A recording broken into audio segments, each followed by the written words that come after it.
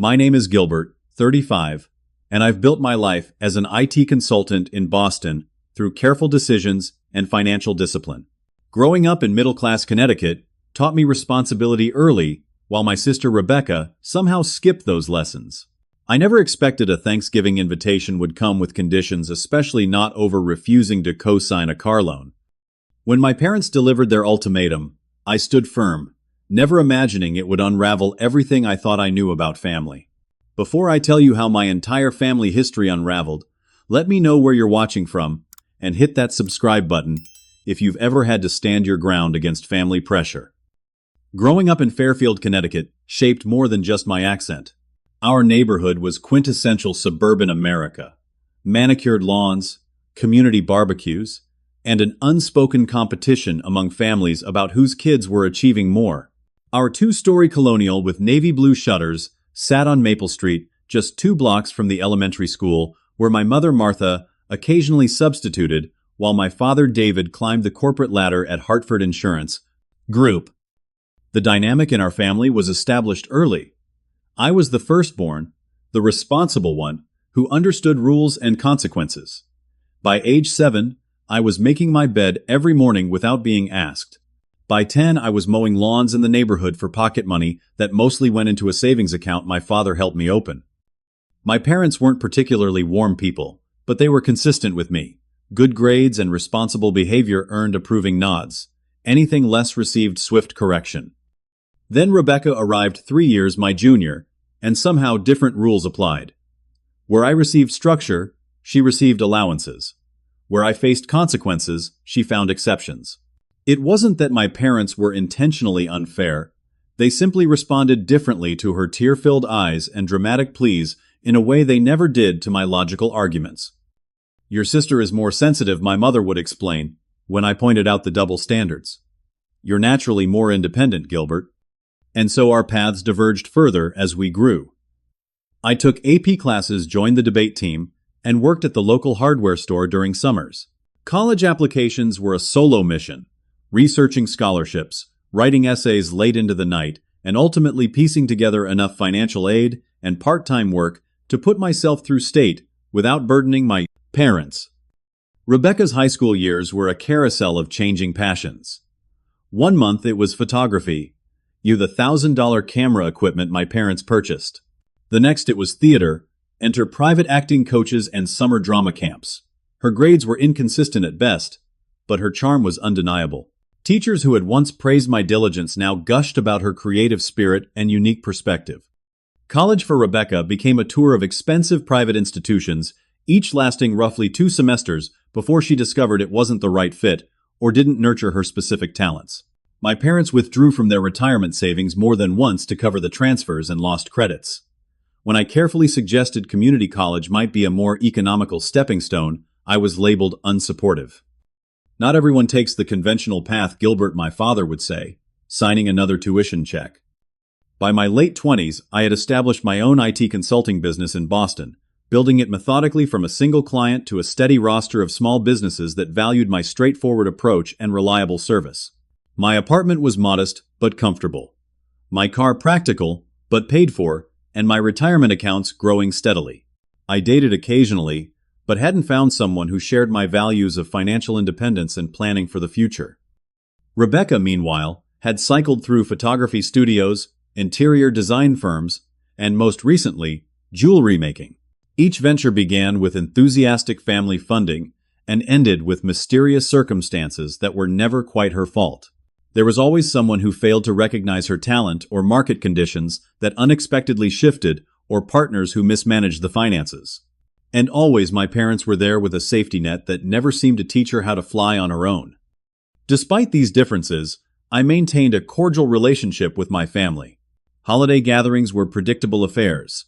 Quote, "My parents would inquire about my business with polite interest before turning their full attention to whatever Rebecca's latest endeavor might be. I'd bring practical gifts and receive afterthought items in return."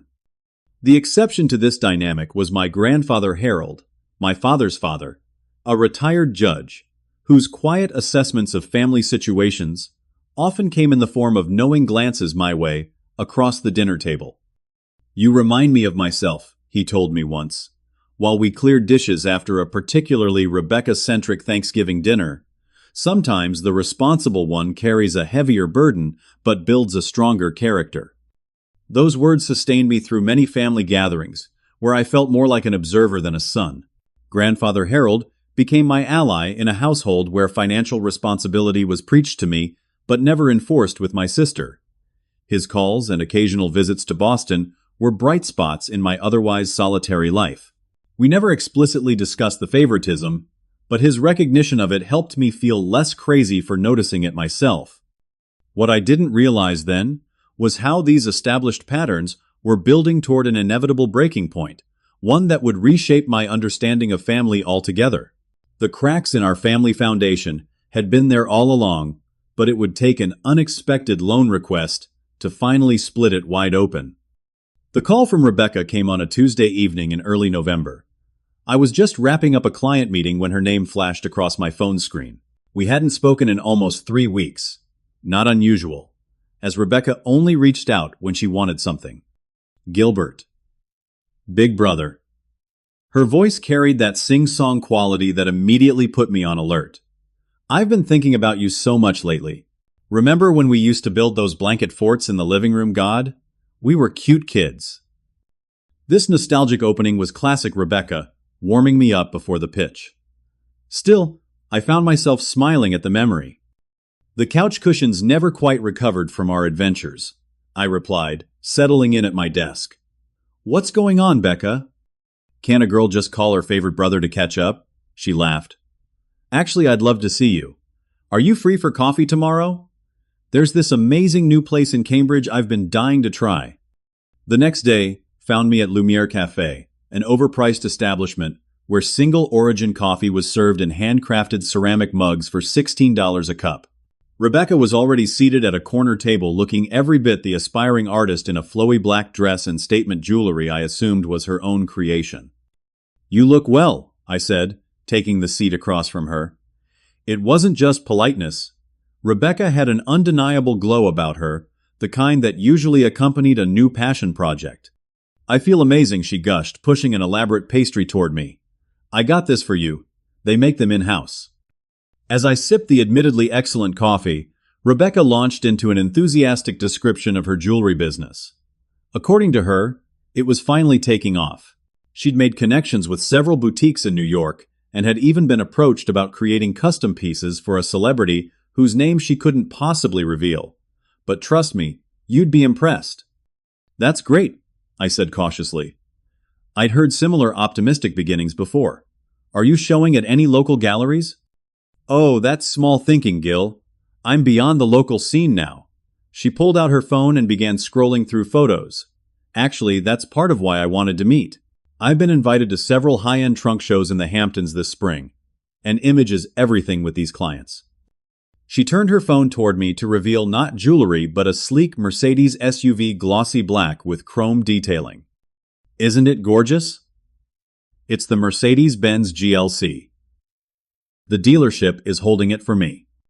That's quite a vehicle, I managed, already sensing where this was headed. Seems expensive for a business that's just finding its footing. Rebecca's smile didn't falter. It's an investment in my brand. These clients expect a certain presentation. Showing up in anything less would be business suicide. She leaned forward conspiratorially. Besides, it's pre-owned with low mileage. Only $26,000. Practically a steal. I set down my coffee cup. And you're telling me this because... Her expression shifted to something more serious. I need a co-signer for the loan.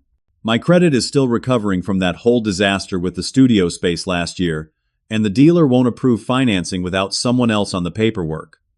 What about Mom and Dad? I asked, though I already knew the answer. Rebecca sighed dramatically. They've helped so much already. Dad co-signed for my apartment, and Mom is still helping with the studio rent. Plus, they co-signed those 2 loans that, well, had some issues with the timing of payments. Translation: she had defaulted, damaging not only her credit, but potentially our parents as well. The bank said my application was really strong, she continued, but they just need someone with solid credit history to back it up. It's just a formality, Gil. I'm absolutely going to make every payment I took a long breath, remembering the aftermath of the last formality Rebecca had requested, has a $2,000 loan for materials that had somehow been spent on a trip to Miami with friends. It had taken 8 months and numerous uncomfortable conversations to get repaid. Have you looked at more affordable options? I suggested. There are plenty of reliable vehicles that would serve your business needs without that price tag. Her eyes narrowed slightly. I've done my research. This is what I need.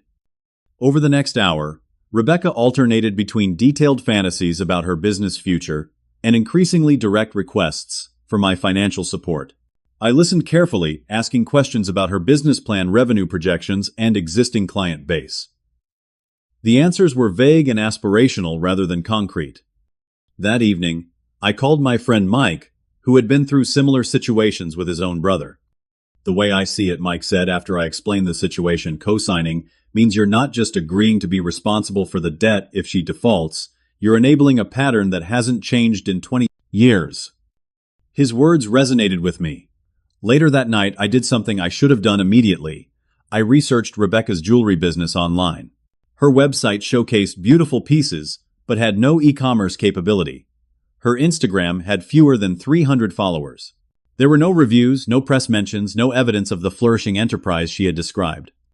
The next day, I called a small business advisor I sometimes worked with and described a hypothetical situation involving luxury car purchases for new businesses. His advice was unequivocal. Any financial advisor would call that premature expansion. Build the business first, upgrade the image later. Armed with this perspective and several alternatives, I arranged to meet Rebecca again, this time at a more reasonably priced coffee shop near my office. I prepared a list of options, smaller, reliable cars that would cost half as much. Business loan programs specifically for artists. Even car-sharing services that would allow her to rent luxury vehicles just for client meetings.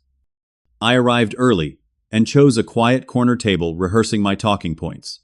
When Rebecca walked in, I could tell from her confident smile that she assumed my decision was made in her favor. I've given this a lot of thought, I began, after she sat down, and I can't co-sign the loan. Her smile froze. What do you mean you can't? I mean I won't, I clarified. It's not a sound financial decision for either of us. But I've researched some alternatives that might work better. I tried to show her the information I'd prepared, but Rebecca wasn't interested. Her expression transformed from shock to hurt to anger in the span of seconds. I can't believe this, she said, her voice rising. I ask for one thing, one small favor, that wouldn't cost you a penny if things go as planned. That's the issue, Becca. Things rarely go as planned in new businesses. I'm trying to help you build something sustainable. No, you're being controlling and judgmental as usual.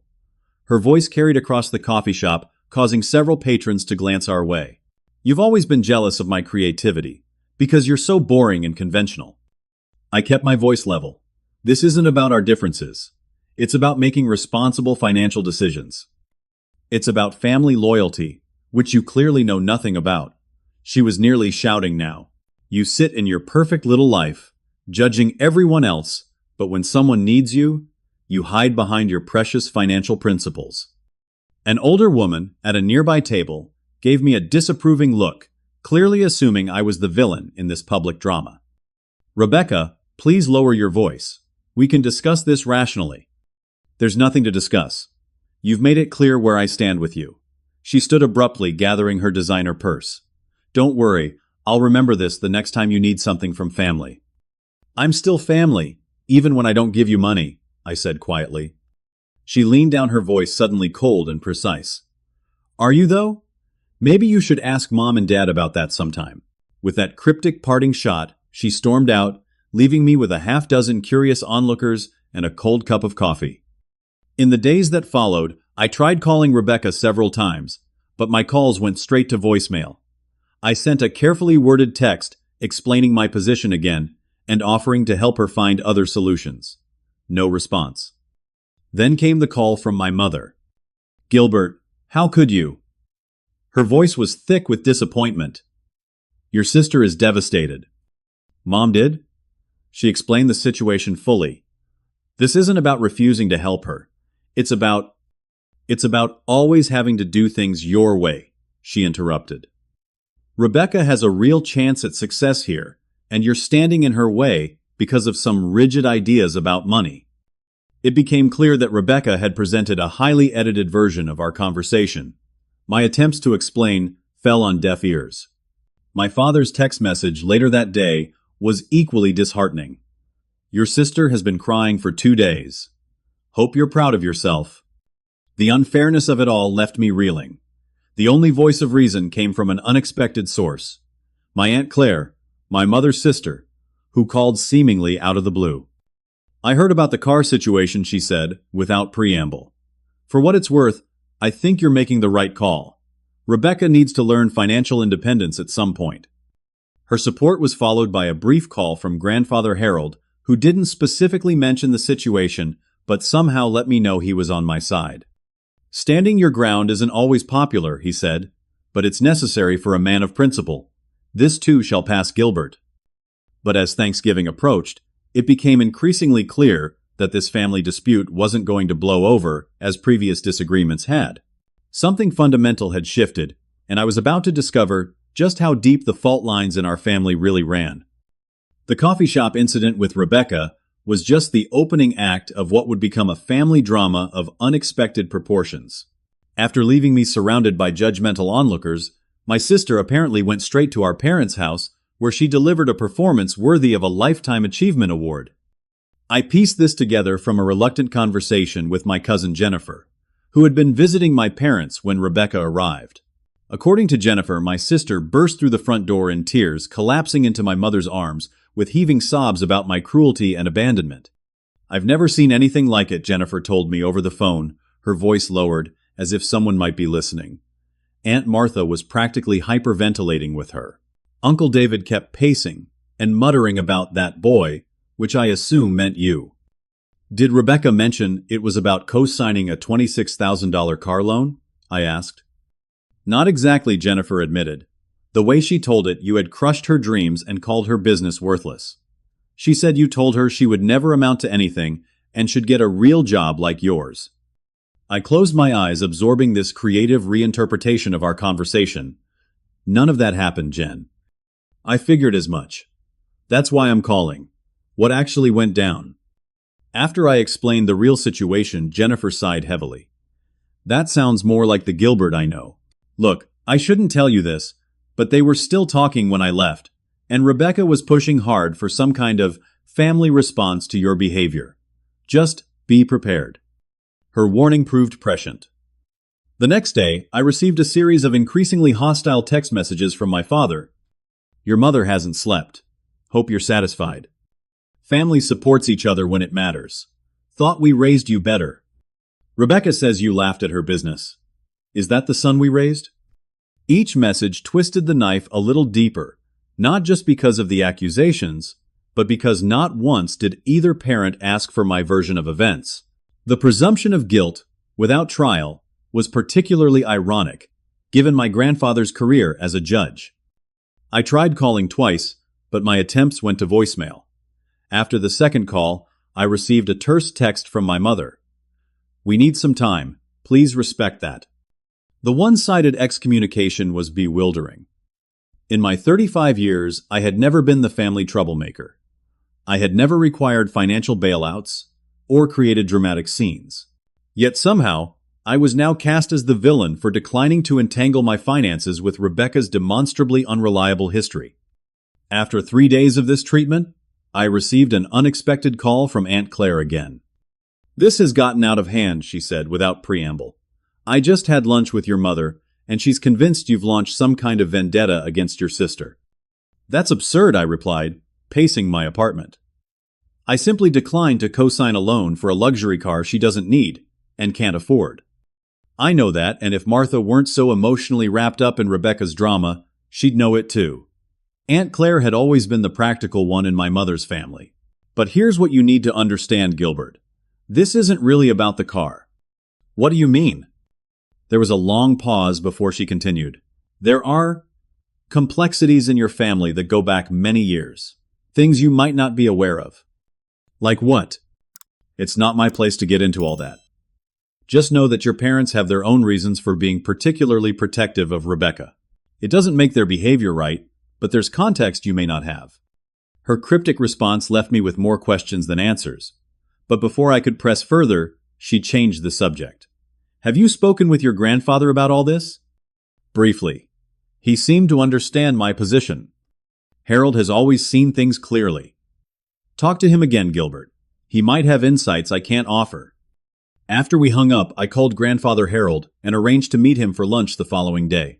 His retirement community was halfway between Boston and my parents' home in Connecticut, a neutral ground of sorts in what was becoming an increasingly hostile family territory.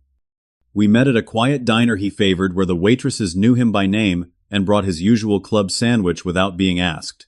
At 82, Grandfather Harold still carried himself with the dignity of his former profession, back straight, eyes alert, speech measured and precise. "Rebecca has always been theatrical," he observed after I recounted the coffee shop scene. "Even as a small child, she understood the power of emotional displays." "But why do my parents always take her side?" I asked the question that had haunted me since childhood, finally spoken aloud. "Even when she's clearly in the wrong." Harold took a thoughtful bite of his sandwich, chewing slowly, as if also digesting my question. "Your parents are complicated people, Gilbert. They've made choices they may not be entirely at peace with." "What kinds of choices?" He set down his sandwich and fixed me with a penetrating look. "It's not my story to tell. But I will say this. Sometimes people overcompensate in one area because they feel guilty about another." "That's pretty vague, Grandpa." A small smile touched his lips. "The law taught me to be precise in public and cautious in private. Family matters often require the latter approach." He reached across the table and patted my hand. "Stand your ground on this car business. You're making the right call even if no one else will say so." As we parted ways in the parking lot, he added something that would prove eerily prophetic. "Truth has a way of surfacing, especially when pressure builds. Be prepared for revelations you weren't seeking." I drove back to Boston, with his words echoing in my mind, unaware that the real confrontation was yet to come, one that would make the coffee shop scene look like a friendly disagreement. Thanksgiving in our family had always followed an unwritten script. We would gather at my parents' house in Connecticut, arriving by mid-morning. My mother would already be in her element, orchestrating the timing of multiple dishes with military precision, while my father watched football in the living room with any male relatives who had arrived early. Rebecca would make a fashionably late entrance, usually contributing some exotic appetizer she had picked up rather than made. My role was utilitarian, carrying chairs from the basement, carving the turkey, mixing drinks, and generally being the reliable support system that kept the day running smoothly. After dinner, while others napped or continued watching sports, I would quietly wash dishes alongside whoever drew the short straw for cleanup duty, usually Aunt Claire or one of my cousins. It wasn't the warmest holiday tradition, but it was ours, and despite the predictable dynamics, I found comfort in its consistency. In 35 years, I had never missed a family Thanksgiving. Even during college, I had made the drive home regardless of exams or workload. It was the one non-negotiable family obligation I maintained without question.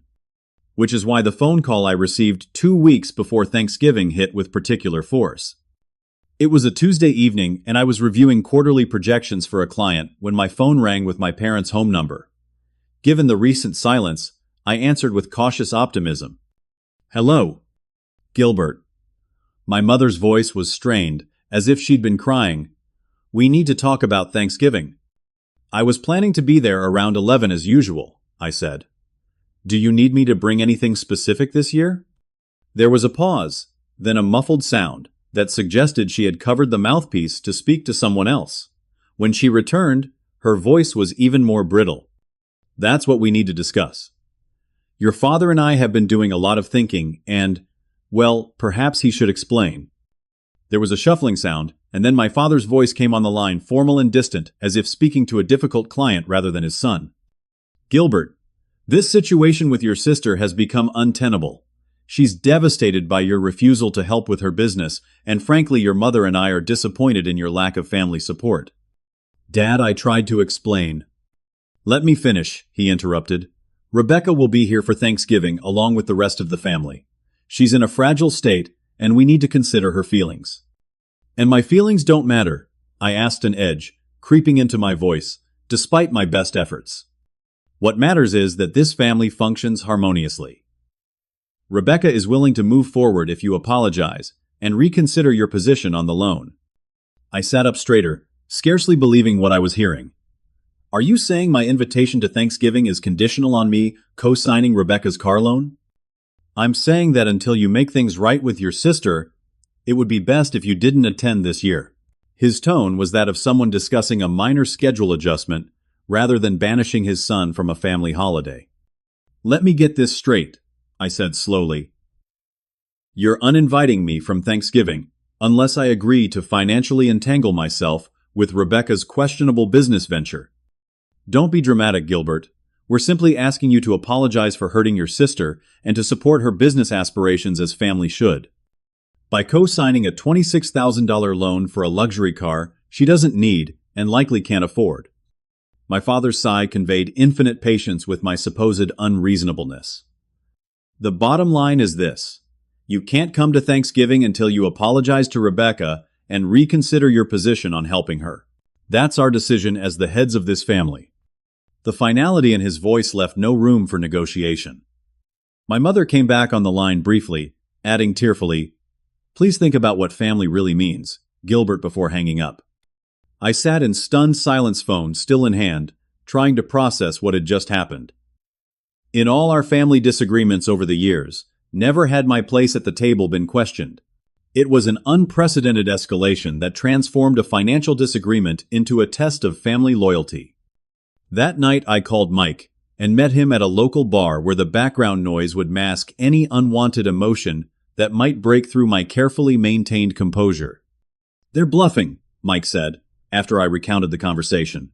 "They expect you to cave because you always have before, not financially, but in terms of keeping the peace." "I've never been uninvited from a family holiday before," I replied, turning my beer glass slowly. "This is different." "Exactly. They're playing their trump card because nothing else has worked. The question is, are you willing to stand your ground even at this cost?" I considered his question seriously. The thought of spending Thanksgiving alone while my family gathered without me created a physical ache in my chest. Yet the principle at stake seemed too important to abandon. "If I give in on this, what message does that send?" I asked. "That my boundaries can be overridden whenever Rebecca wants something. That financial responsibility doesn't matter, as long as family emotions are involved." Mike nodded. "Those are the right questions. And for what it's worth, I think standing your ground now might be the only way to ever change this dynamic." Over the next few days, I considered my options. I could cave and agree to co-sign, knowing it would likely lead to financial repercussions down the road. I could apologize without agreeing to the loan, though my parents had made it clear that wouldn't be enough. Or I could maintain my position and face a holiday alone. I chose the latter, painful as it was. I sent a carefully worded email to my parents explaining that while I loved them and valued family, I couldn't in good conscience put my financial security at risk or enable what I saw as an unsound business decision. I closed by saying I would miss them at Thanksgiving, but remained open to reconciliation that didn't involve financial entanglement. No response came. As the holiday approached, well-meaning friends invited me to join their family gatherings, but the thought of being the pitiable extra guest at someone else's tradition felt worse than being alone. I bought a small turkey breast and some basic sides, determined to maintain some semblance of the holiday for myself. It felt hollow and performative, but it was better than ignoring the day entirely. What I didn't anticipate was that my stand would trigger the revelation that would change everything I thought I knew about my place in the family. The day before Thanksgiving arrived, with a gray drizzle that matched my mood perfectly. I had thrown myself into work as a distraction, scheduling client meetings that would normally have waited until after the holiday and reorganizing my entire project management system. By late afternoon, I had run out of productive distractions and was considering whether it was pathetic to start preparing my solo Thanksgiving meal a day early when my doorbell rang. I wasn't expecting anyone. Mike had left that morning to drive to his parents' house in New Hampshire, and my other close friends were already busy with holiday preparations. When I checked the security camera on my phone, I was shocked to see Rebecca standing outside my apartment building, huddled under an umbrella. For a moment, I considered not answering. Our last interaction had ended disastrously, and I wasn't eager for a repeat performance. But curiosity won out. What could be important enough to bring Rebecca to Boston unannounced, especially given the family ultimatum? When I buzzed her in and opened my apartment door, I was struck by how composed she appeared. Gone was the tearful drama queen from the coffee shop. This Rebecca was cool and collected, dressed impeccably in a camel-colored coat that probably cost more than my monthly rent. "Can I come in?" she asked, as if this were a normal visit. I stepped aside wordlessly, leading her into my living room, where evidence of my work marathon was scattered across the coffee table. Working through the holiday, she observed unwinding a silk scarf from her neck. Always the dedicated professional. "What do you want, Rebecca?" I asked, too emotionally drained for pleasantries. She perched on the edge of my sofa, arranging herself carefully. "I thought we should talk before the holiday. Clear the air. Did Mom and Dad send you to negotiate my return to the family table?" My tone was more bitter than I'd intended. "Actually, they don't know I'm here." She smoothed an invisible wrinkle from her pants. "I came because I think this situation has gotten out of hand." For a brief hopeful moment, I thought she might be extending an olive branch, acknowledging the unreasonableness of the car loan request, or the disproportionate family response. "I agree," I said cautiously. "The car loan shouldn't have become a family crisis. The car is just a symptom, Gilbert. The real issue goes much deeper." She studied me with an unsettling intensity. "Have you ever wondered why Mom and Dad treat us so differently? Why they've always been harder on you? And more protective of me?" "Of course I have. I assumed it was because you were the baby of the family, or because you're more emotionally expressive." A small, knowing smile played at her lips. "Those are factors, sure. But there's something more fundamental at work. Something they never told you." My stomach tightened with a sudden premonition. Aunt Claire's cryptic comments about complexities and Grandfather Harold's reference to choices my parents weren't at peace with suddenly seemed ominous. "What are you talking about?" Rebecca leaned forward, her expression shifting to something I'd never seen before, a strange mixture of triumph and pity. "You were adopted, Gilbert. You're not biologically a Hamilton." The words hit like a physical blow. I actually took a step backward, as if retreating from them. "That's ridiculous. You're making that up because you're angry about the loan." "Am I?" She reached into her designer handbag and withdrew a folded document. "I found this in Dad's filing cabinet years ago. I've always known, but they swore me to secrecy. Said it would hurt you unnecessarily to know the truth." She held out the paper. With shaking hands, I took it and unfolded what appeared to be a partial copy of an adoption decree from 35 years earlier. The document was incomplete, but my name and birth date were clearly visible, along with language about termination of birth parent rights. "This could be fake," I said, though the official seals and formatting suggested otherwise. "Why would they keep this from me my entire life?" "They had their reasons," Rebecca said with a shrug that suggested those reasons weren't particularly important. "But doesn't it explain so much? Why they've always been harder on you? Why they've always gone the extra mile for me, their biological child?" The casual cruelty of her delivery made it clear this wasn't a compassionate revelation intended to help me understand my place in the family. This was a weapon deployed at a strategic moment to undermine my resistance. "And you're telling me this now?" "Why exactly?" I asked, though I already knew the answer. "Surprise! It's time you heard this. You were adopted," she said with artificial sweetness. "Maybe now you'll understand why your refusal to help your family, your adoptive family, the people who chose to raise you when your real parents didn't want you, is so hurtful. Maybe you'll reconsider your position on the loan." The calculated manipulation was so transparent it almost circled back to impressive. In Rebecca's world, this bombshell would shatter my sense of security and belonging, leaving me desperate to prove my worth to the family that had chosen me. But something unexpected happened instead.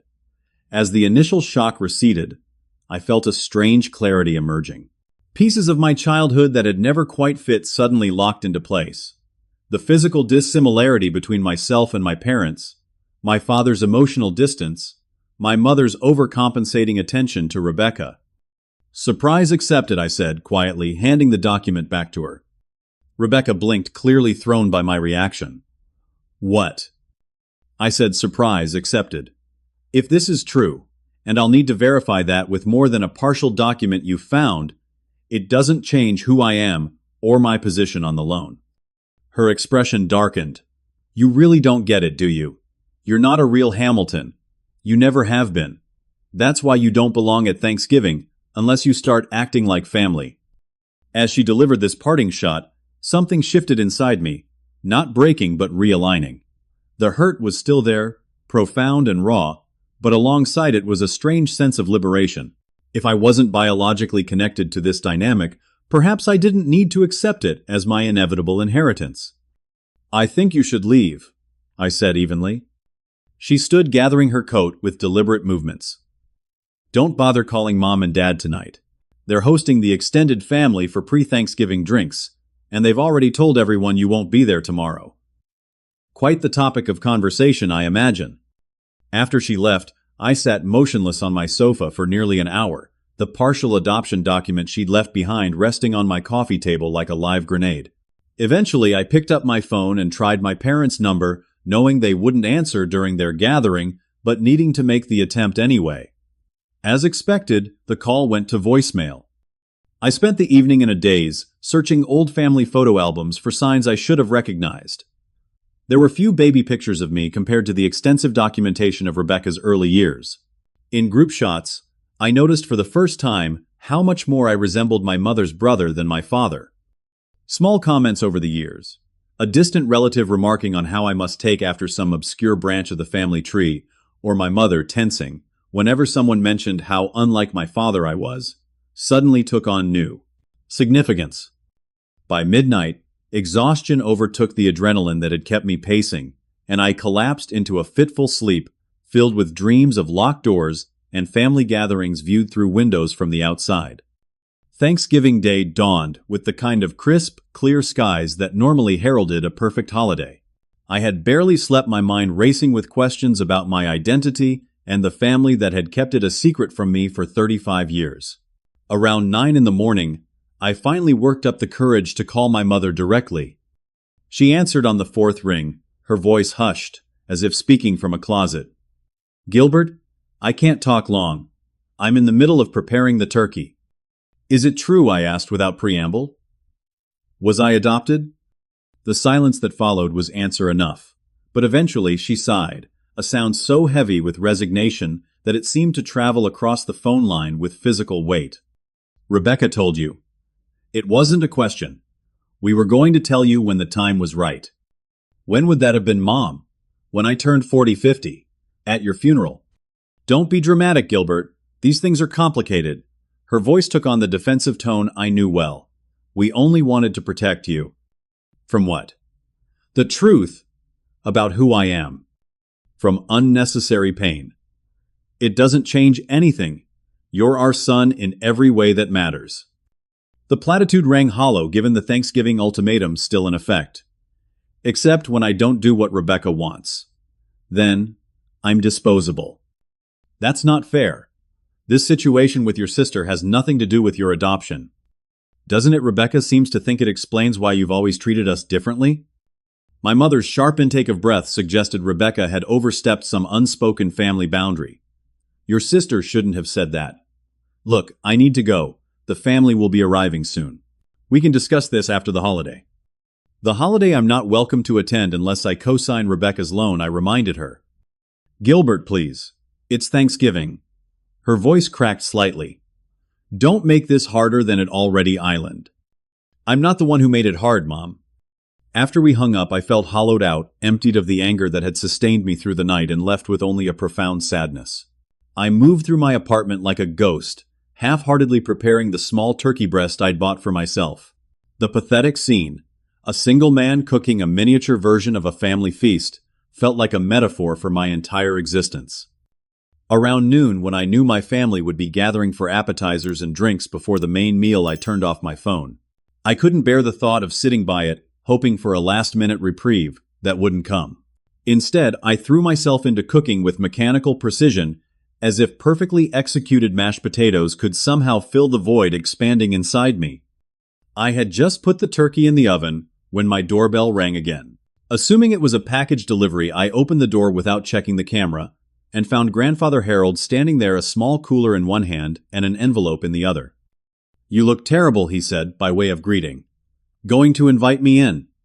Too stunned to respond coherently, I stepped aside. Harold made his way to my kitchen with the familiarity of someone who had visited many times before, though, in reality, he'd only been to my apartment twice. "Something smells good," he commented, setting the cooler on my counter. "Turkey breast is a smart choice for one person. I brought some of Maggie's cranberry relish from the retirement community potluck. Woman's 92, and still makes the best cranberry sauce in New England." I found my voice at last. "Grandpa, shouldn't you be in Connecticut with everyone else?" Told them I wasn't feeling up to the drive this year. He settled himself at my kitchen table, as if this impromptu visit were the most natural thing in the world. Said I'd celebrate quietly at home. Not entirely a lie.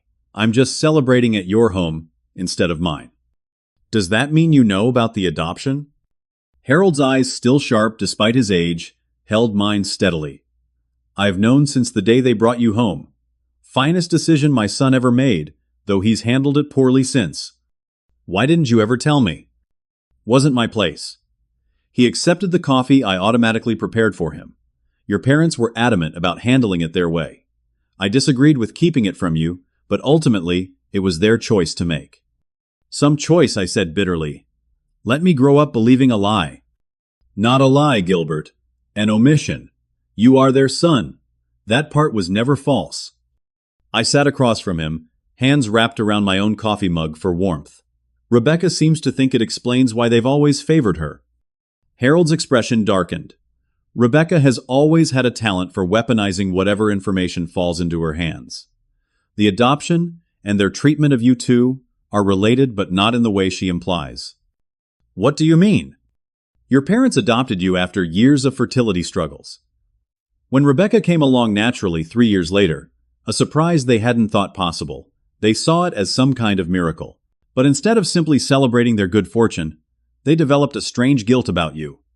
"Guilt? What did they have to feel guilty about?" "They worried you would feel less loved once a biological child arrived.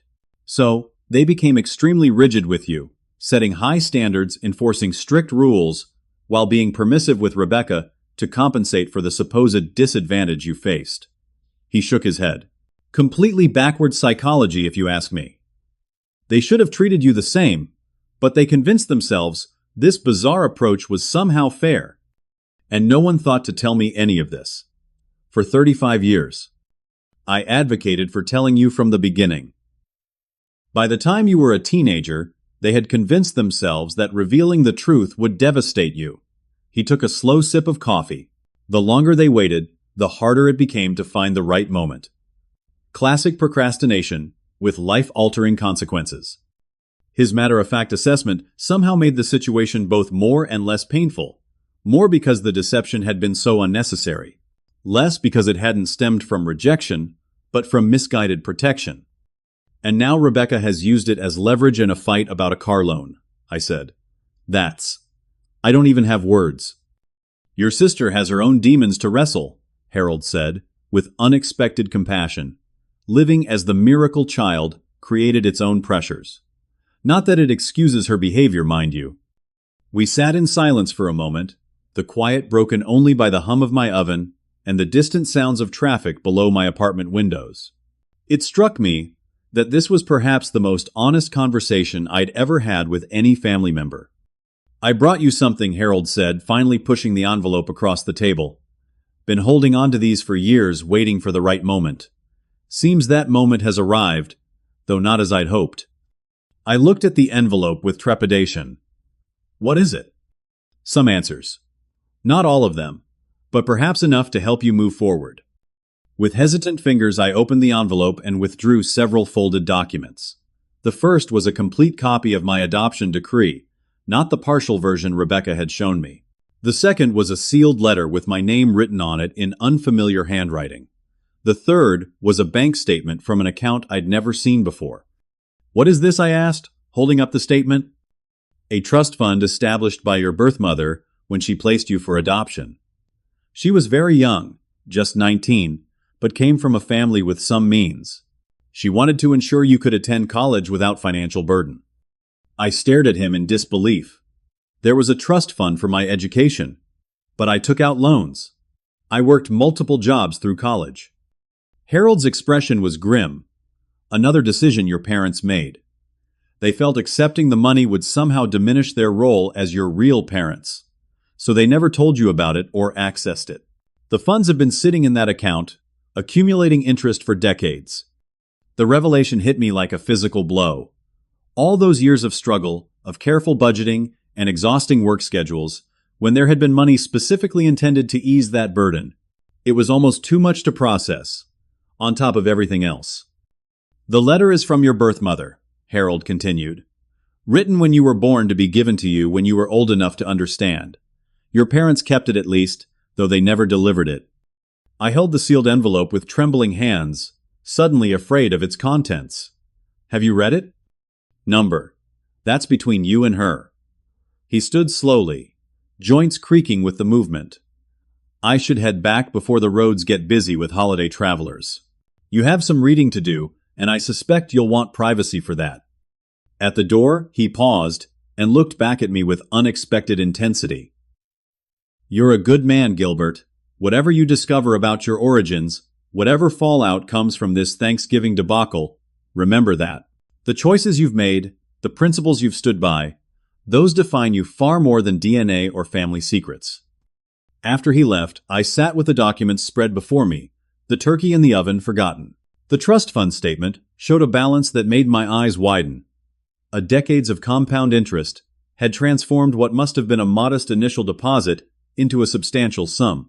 The adoption decree confirmed everything, but offered few additional details beyond the names of the agency and the judge who had approved it. It was the letter I kept returning to, turning it over in my hands, simultaneously desperate to read its contents and terrified of what they might reveal. Finally, as the afternoon light began to fade from my apartment windows, I carefully broke the seal and unfolded 3 handwritten pages that would forever change how I understood my place in the world. The letter from my birth mother, Catherine Elizabeth Chambers, according to her elegant signature, was both heartbreaking and healing. Written in the careful handwriting of a 19-year-old college student who found herself unexpectedly pregnant in 1987, it explained circumstances far different from the abandonment scenario I had imagined.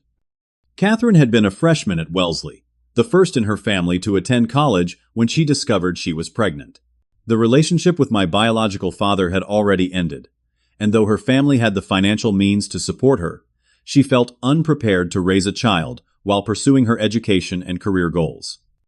"Please know that placing you for adoption was the most difficult decision I've ever made," she wrote. "I chose your parents carefully, from dozens of profiles, looking for people who could provide the stable, loving home I wasn't ready to give you.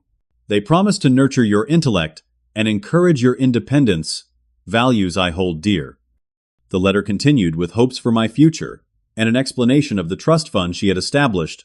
"My parents, your biological grandparents, insisted on providing this financial support for your education. We cannot be part of your daily life, but we wanted to ensure you had the opportunity to pursue your dreams without limitation."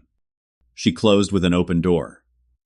"If you ever wish to know more about me or your biological heritage, I've provided contact information with the adoption agency. This decision will be entirely yours, as it should be. Whatever you choose, know that you began your life surrounded by love, even if that love took the form of letting you go." I read the letter 3 times each reading, revealing new layers of meaning and filling gaps in my understanding of myself. The dark hair that matched no one else in the Hamilton family. The natural aptitude for mathematics that had sometimes made my father eye me with confusion. The sense of being both part of and separate from the family I'd grown up in. The revelation changed everything and nothing simultaneously. I was still Gilbert Hamilton, still the person I had always been. Yet now, I understood the context that had shaped so many family dynamics I'd never fully comprehended. After the initial shock subsided, a sense of purpose emerged through the emotional fog. I needed answers from my parents, not just about the adoption itself, but about the decades of secrecy and the trust fund they had withheld. The conversation couldn't wait until some nebulous after the holiday timeframe my mother had suggested. The following Monday, I drove to Connecticut unannounced. The Thanksgiving weekend would have concluded, and I knew my parents would both be home. My father recently retired, and my mother working only part-time at the elementary school. They were visibly startled when they opened the door to find me standing on their porch, a folder containing Harold's documents tucked under my arm. My mother's hand flew to her throat in a gesture of surprise I'd seen countless times throughout my childhood. "Gilbert, we weren't expecting—" "No, you weren't," I agreed, my voice calmer than I felt. "But this conversation is long overdue. May I come in?" Their living room looked exactly as it always had. The same furniture arranged in the same configuration it had maintained for 20 years, family photos displayed on surfaces in carefully curated groupings. I noticed for the first time how few of those photos featured me alone, while Rebecca's solo portraits dominated the piano top. "I think you know why I'm here," I said. Once we were seated, my parents perched uncomfortably on the edge of the sofa, as if preparing to flee. "Rebecca shouldn't have told you that way," my father began, his tone defensive. "We were planning to have a proper conversation," when I interrupted. "After 35 years of secrecy, what made you think there was ever going to be a right time for this conversation?" "We were trying to protect you," my mother insisted, the same explanation she'd offered on the phone. I removed the documents from my folder and placed them on the coffee table between us. Grandfather Harold gave me these. Not only the full adoption decree, but also the letter from my birth mother and the trust fund statement. The color drained from my father's face as he recognized the papers.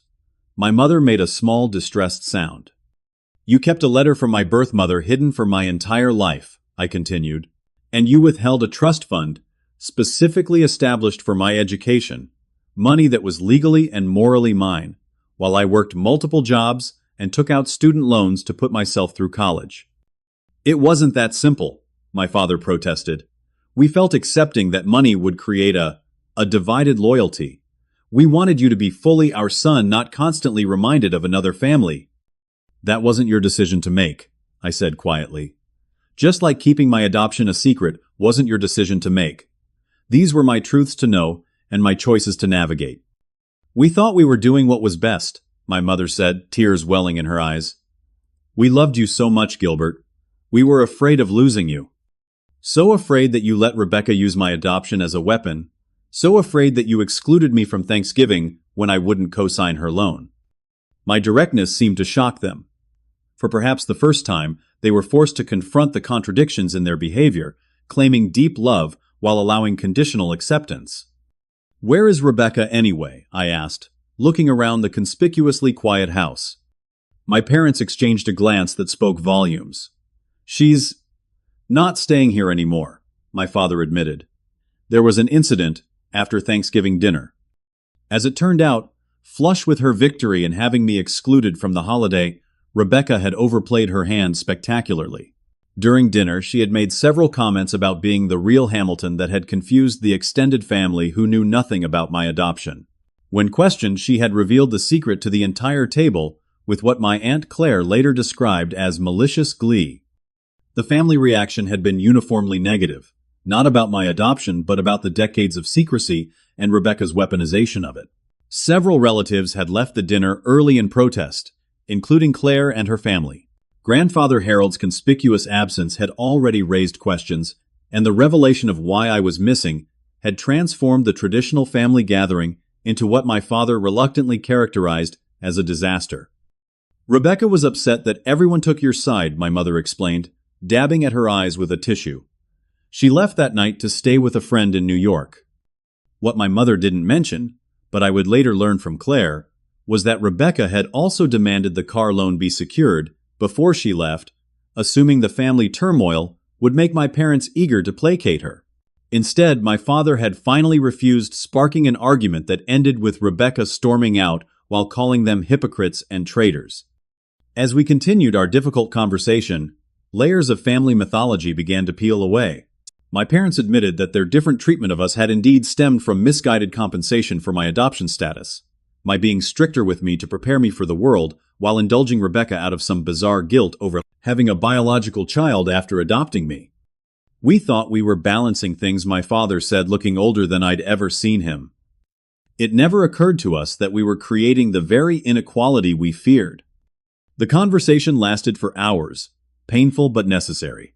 There were moments of genuine remorse from my parents, particularly when confronted with the concrete consequences of their choices. The trust fund. I could have used the relationship security. I had never felt the emotional manipulation I had endured from Rebecca, with their implicit support. What happens now? My mother asked finally, her voice small. That depends on what you want our relationship to be going forward, I replied. I can't undo 35 years of family dynamics overnight, and neither can you. But I know what I need if we're going to move forward.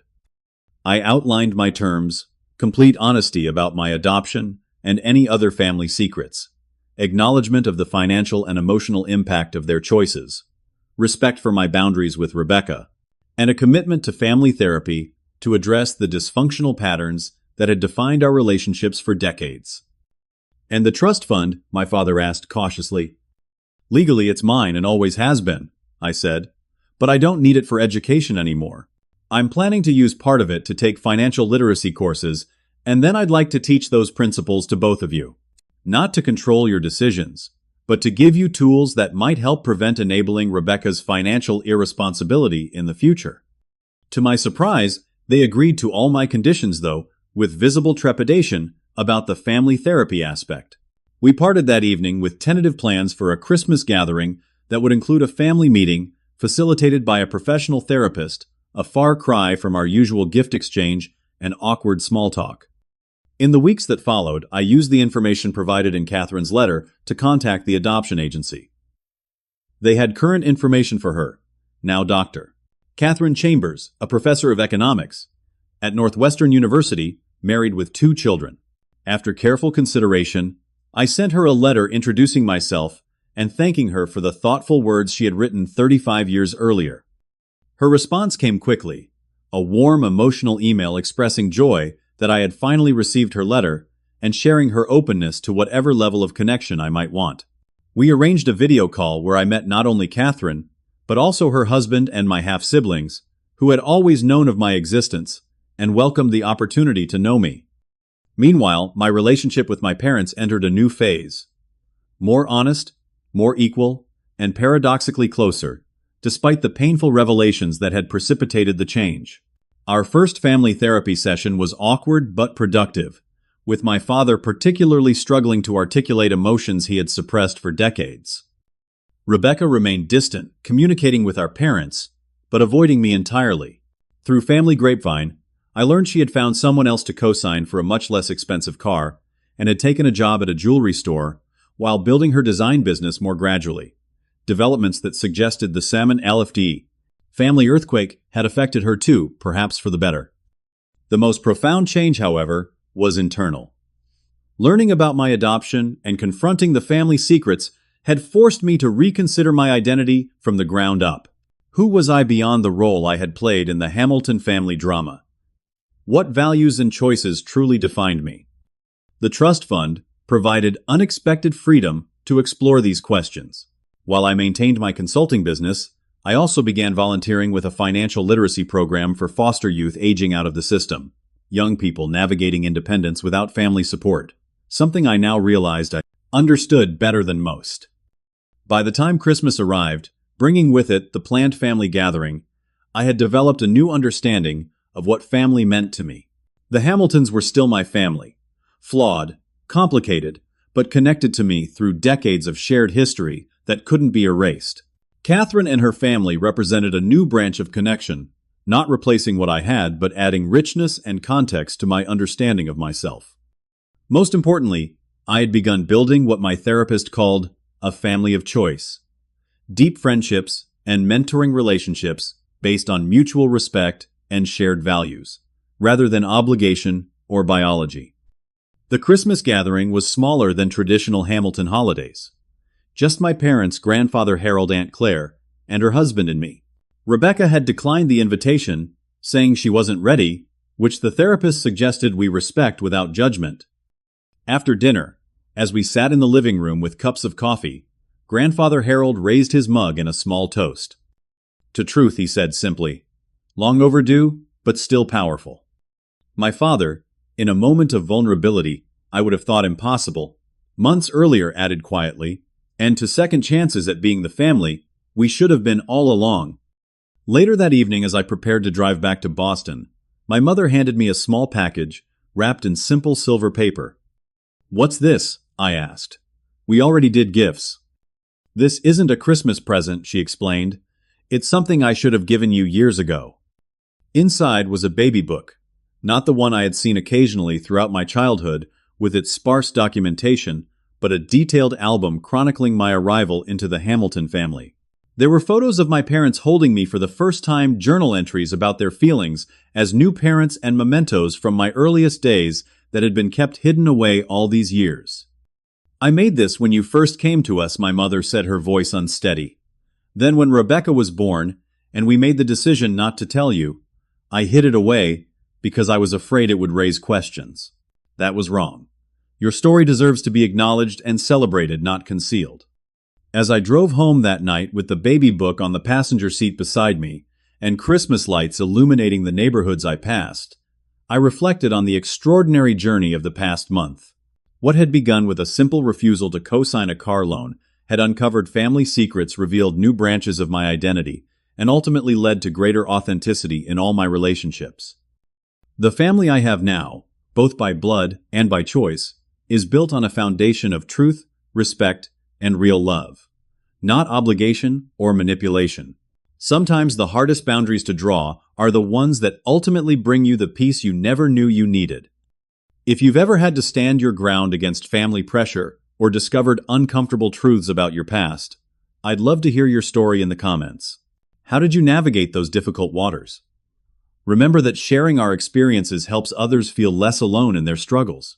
Don't forget to like this video if it resonated with you, subscribe for more real-life stories, and hit the notification bell so you never miss an update. Thank you for listening. And remember, your worth isn't determined by anyone's acceptance but your own.